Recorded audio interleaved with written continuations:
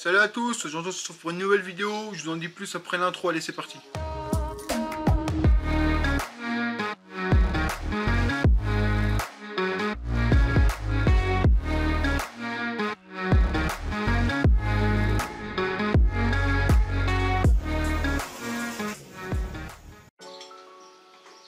Donc salut à tous, on se retrouve pour une nouvelle vidéo, donc aujourd'hui ça va être...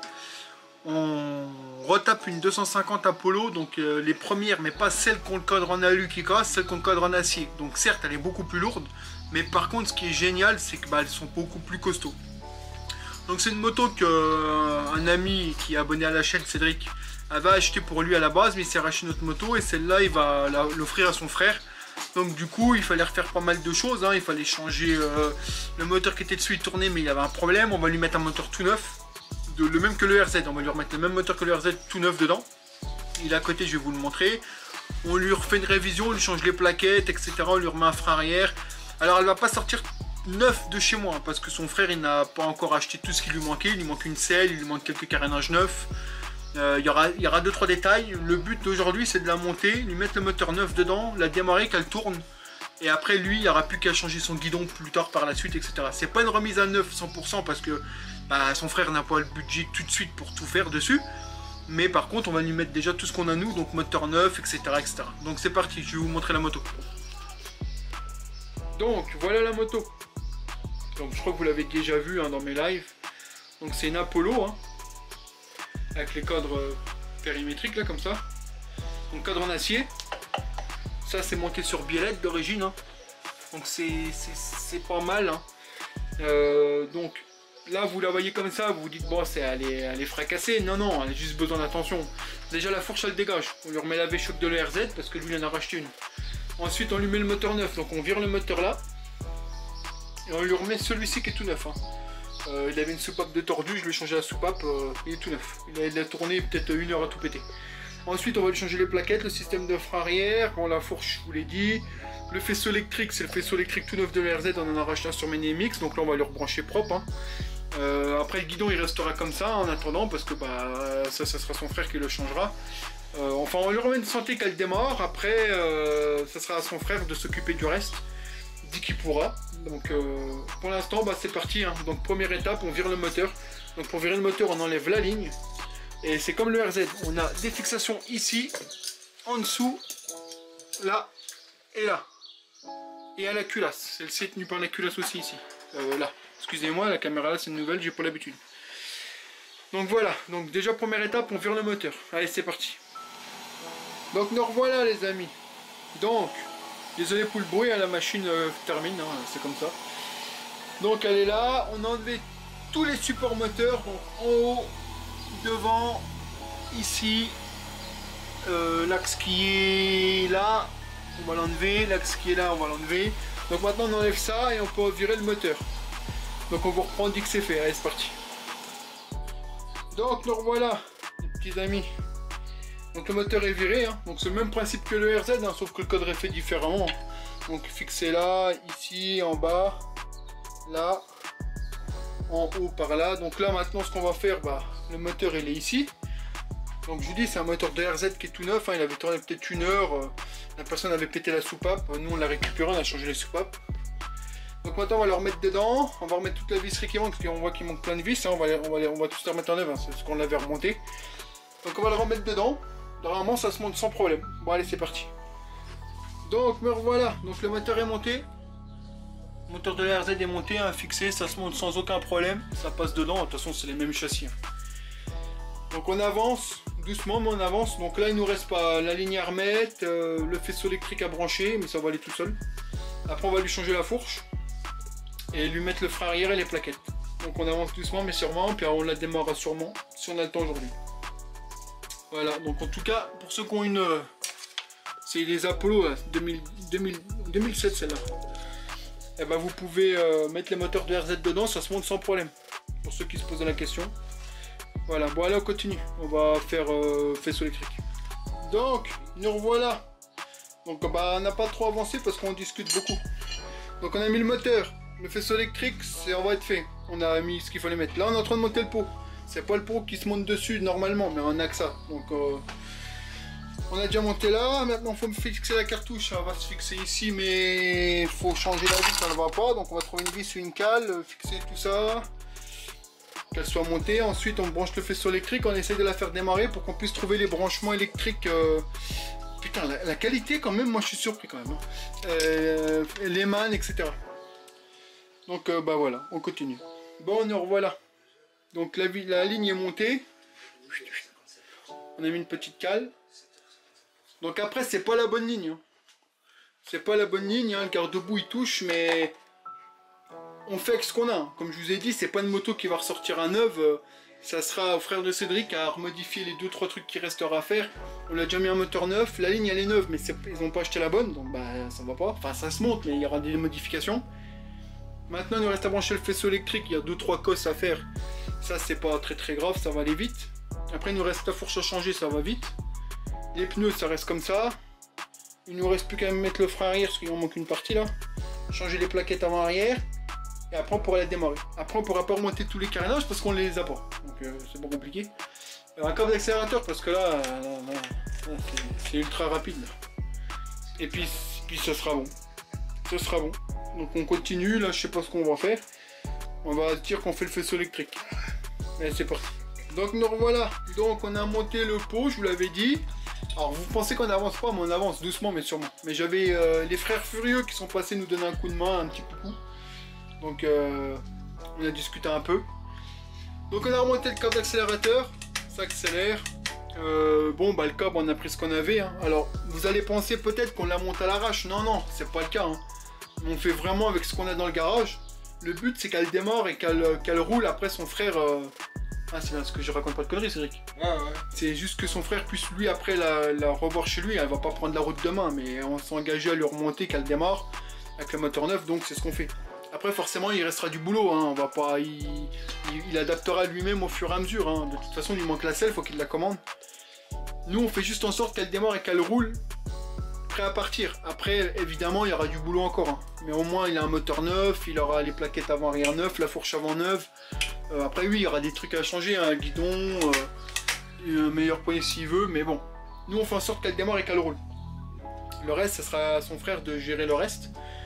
Donc ne pensez pas qu'on le fait à l'arrache, hein, loin de là, hein. C'est simplement qu'on fait ce qu'on a dans le garage pour que ça coûte pas de sous, tout simplement. Il y a toujours moyen de se démerder. Après c'est sûr qu'on t'adapte, forcément. Donc bah là on fait le faisceau électrique, hein. Cédric est en train de faire le faisceau électrique. Et puis voilà. Et du coup on va vous montrer ça une fois que ça sera branché. Et puis après on va essayer de la démarrer. Bon nous revoilà donc. Cédric s'occupe du faisceau électrique. Et pendant ce temps moi je vais changer les tubes de fourche. Je les remplace par ceux de l'ERZ. Parce que ceux de l'ERZ de Cédric on a remis la V-Shock. Bah regarde, mais là on va remettre la V-Shock d'origine. Sur celle-ci.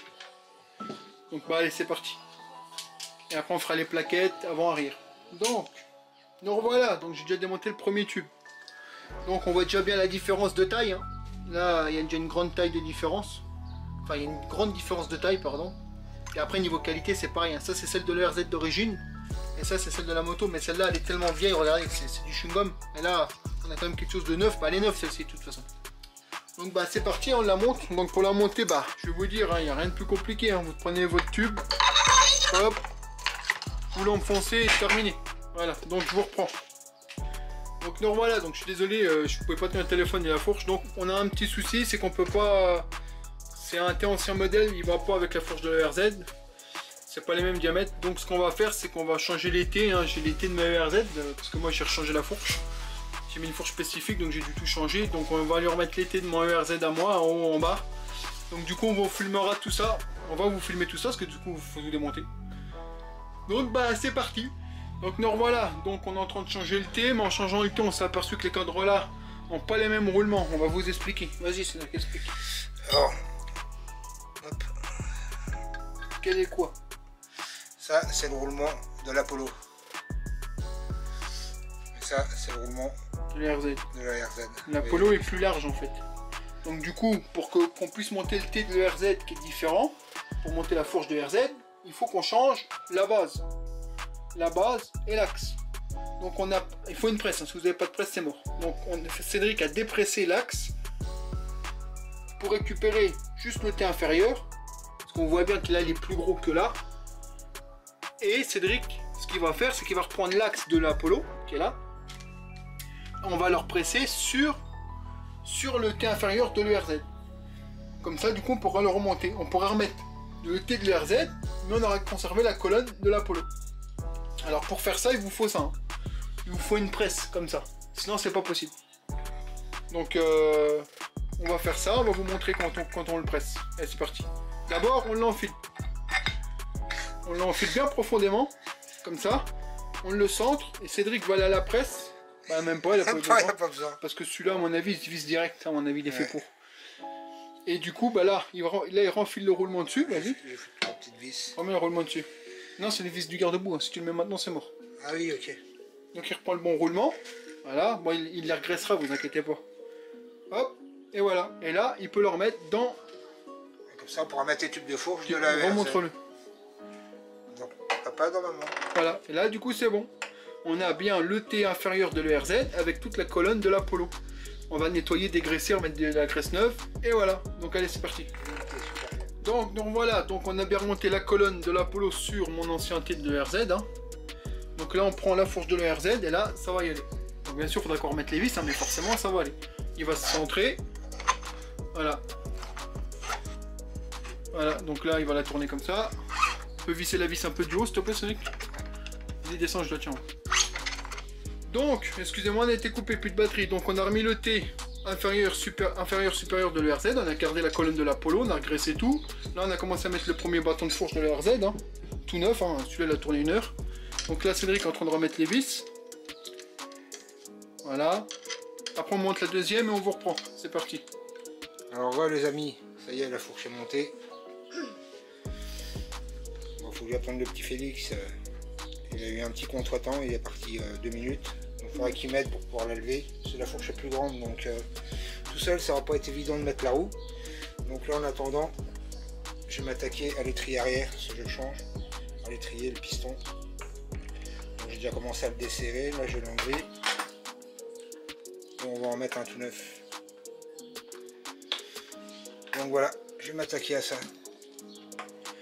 Donc me revoilà les amis, donc à l'heure que je vous parle, il est quelle heure cette heure-ci? Je vais vous montrer ça, hein. Je vous même pas montrer de conneries. Il est 21h48. On avance, bon ça a arrêté quand même pour manger, donc on a monté toute la fourche, on a changé les T comme Cédric vous a dit, on a mis un nouveau guidon parce que le guidon à lui c'était un 22, on a remis un 28.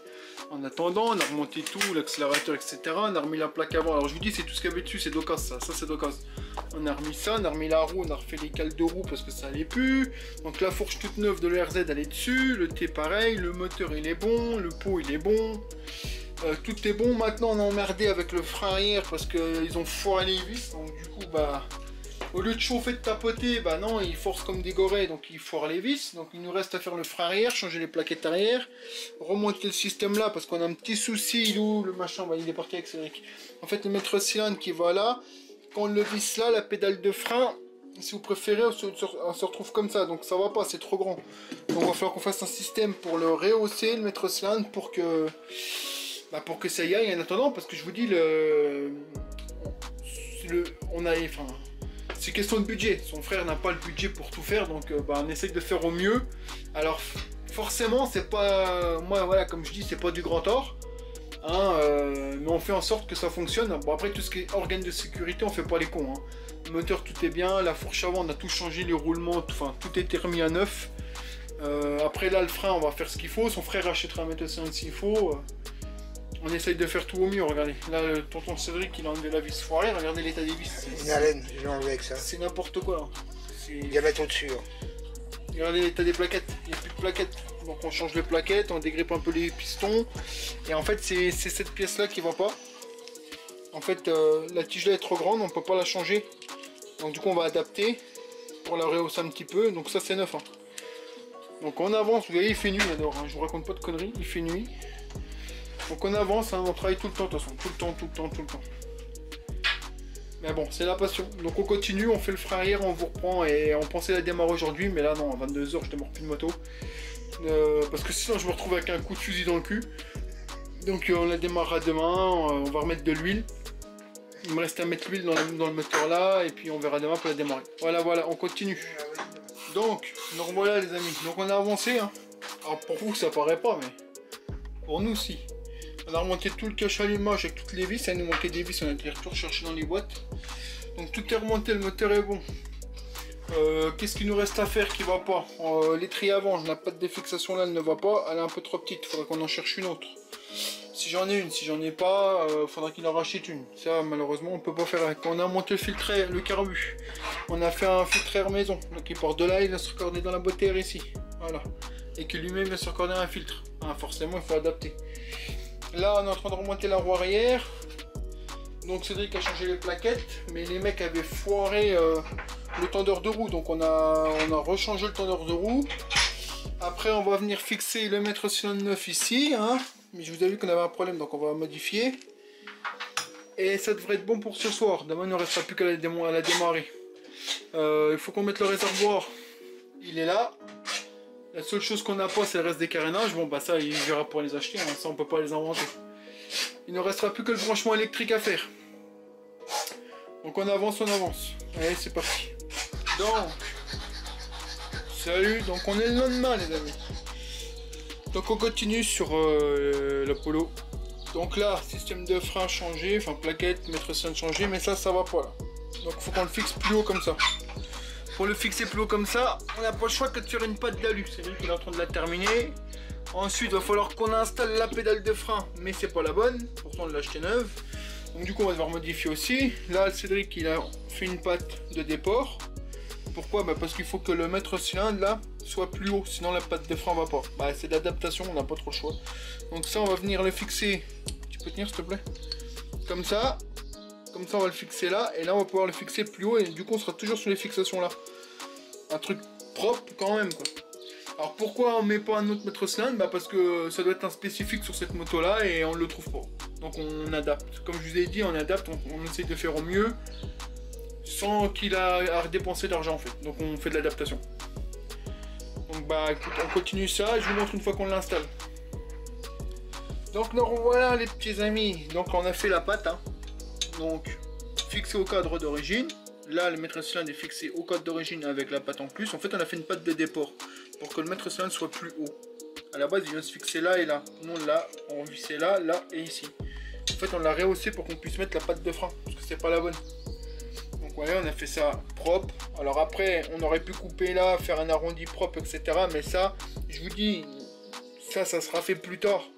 Là l'essentiel c'est qu'on arrive à la terminer pour qu'elle puisse au moins démarrer, rouler. Et son frère lui reverra toutes les finitions plus tard, mais on lui fait le plus gros quoi. Là on est sûr que ça tient. Alors pourquoi on fait ça? Bah on pourrait se dire on va chercher le mètre cylindre le bon, mais il est neuf celui-là. On pourrait se dire on va chercher le bon, on va l'acheter, mais ça fait encore des frais.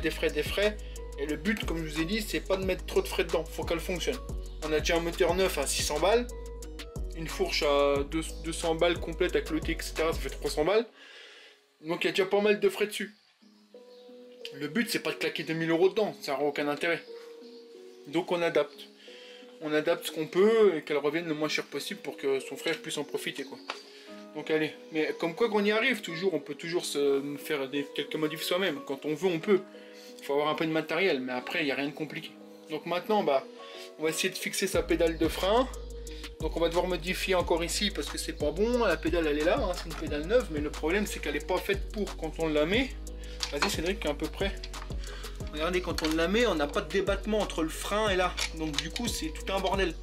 Donc il faut encore qu'on adapte. C'est le problème des anciennes Apollo, c'est que les pièces sont quasiment introuvables. Donc c'est pour ça qu'on adapte. Ça serait une CRZ, je vous dirais on se fait pas chier, on va sur Minimix, on achète les pièces. Mais là on les trouve pas les pièces, c'est le bordel. Donc bon, on adapte. Donc on continue, maintenant on va fixer le frein. Donc nous revoilà les petits potes. Donc là on a mis une vis provisoire, hein, vous inquiétez pas, ça reste pas. Là on a mis une cale, pile poil dans le cadre. Là on va mettre une vis qui traverse là, qui va là-bas. On va essayer en train d'adapter ça. Du coup la patte de frein va passer tout juste, ça devrait fonctionner. Après on vient fixer cette pièce comme ça. Hop, ensuite on purge, je dirais avoir un frein arrière. Comme quoi on arrive toujours à se démerder, bordel de merde. Non mais après c'est un peu d'adaptation, mais ça y va quoi. Donc on vous montre ça dès que c'est installé. Donc nous revoilà les amis. Donc bah on en est où? Donc nous revoilà les amis. Donc on en est où? On en est qu'on a fait tout le système de frein, c'est fait, hein, ça fonctionne, vous voyez comme quoi. Avec un peu de un peu de réflexion, on arrive à faire ce qu'on veut. Donc c'est monté, ça a adapté. L'étrier arrière est foutu, on l'a dégrippé, mais bon, ça fait la moto là, elle a dormi dehors, je pense, donc tout il est mort. Donc il en a recommandé un neuf, l'ami, hein, on va pas remettre de la merde quand même, hein, c'est la sécurité. Donc étrier avant, arrière commandé. Là on a rebranché le faisceau électrique, il y a du jus, on va essayer au moins de la faire démarrer, voir que le moteur se comporte bien. Parce qu'on a changé une soupape sur celui-ci. C'est un moteur neuf qui avait une soupape de morte. Nous on a rechangé les soupapes. Donc on va aller contrôler que tout va bien. Au moins qu'elle démarre. Et puis bah après, on refera une vidéo, il y aura la suite. Hein, parce que bon bah je pensais qu'elle serait finie, mais non. Donc on va continuer ça. Donc bah on va aller démarrer, on va vous filmer ça. Et puis il y aura une suite de la vidéo. Bon bah allez, on remonte le réservoir et c'est parti. Donc, nous revoilà les amis. Alors, petit résumé, on a voulu la démarrer, on a un problème, c'est le carbu qui est dessus, c'est un carbu chinois, il pisse de partout, donc ça va pas, le niveau de cuve il se fait pas, enfin on va changer le carbu parce que c'est de merde. Là tout de suite, il faut que je cherche ce que j'ai chez nous, je pense qu'on va lui balancer un carbu à moi en attendant. Mais bon, on va s'arrêter là parce que j'ai l'autre à faire, il faut que je prépare la drift pour aller au banc. Donc sur celle-là, on sait qu'il y a du jus, on sait qu'il y a du jus qu'elle démarre, il faut juste changer le carbu. Et voilà, donc on va chercher toutes les pièces, il y aura une suite de la vidéo. Donc on continue la restauration low cost de l'ennemi. Et voilà, donc bah, je vous dis à bientôt pour la suite de cette vidéo. Et je vous dis merci de m'avoir suivi. Et à bientôt pour la suite, ciao bye.